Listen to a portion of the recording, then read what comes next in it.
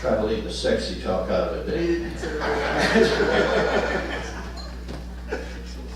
The current providers, what, under the current contractual requirements, what are they required to give you in way of notice that they're shutting down, and what's the transitional time built into the understanding with them? 30 days, 60 days?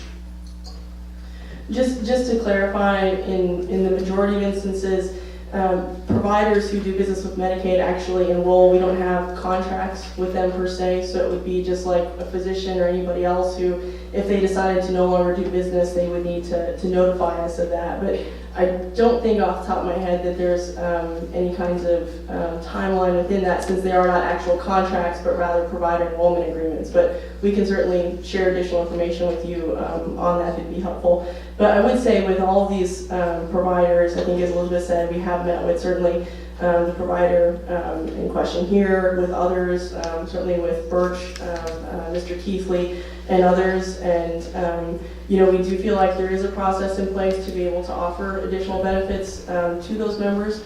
And certainly want to continue those discussions, that if one of those facilities feels like that they can no longer do that, we would want to work very closely with them, as we have in other situations when providers have discontinued offering services, to be able to then find other providers within the community to be able to offer those services as we have done when these situations have arisen in the past. How many other providers, and the main two players that have been at the table for discussion are Birch and Mid-South, I think it is, up in Jonesboro. How many other providers in the state are able to take the 9/11 populations? Don't know the exact number off the top of my head. I know there are at least a few others. I don't know if Dr. Green, if he knows that number off the top of his head. No.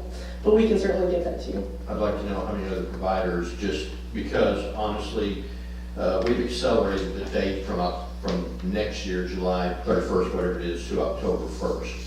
And the discussion's been had, the decision's been made, now we're going to deal with whatever comes.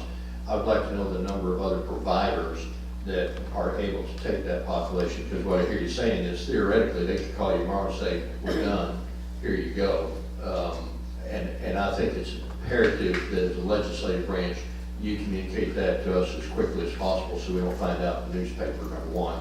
And then number two, it's roughly around $200 a day if a private provider takes care of the 9/11 population. I think it's $600 a day at ASH.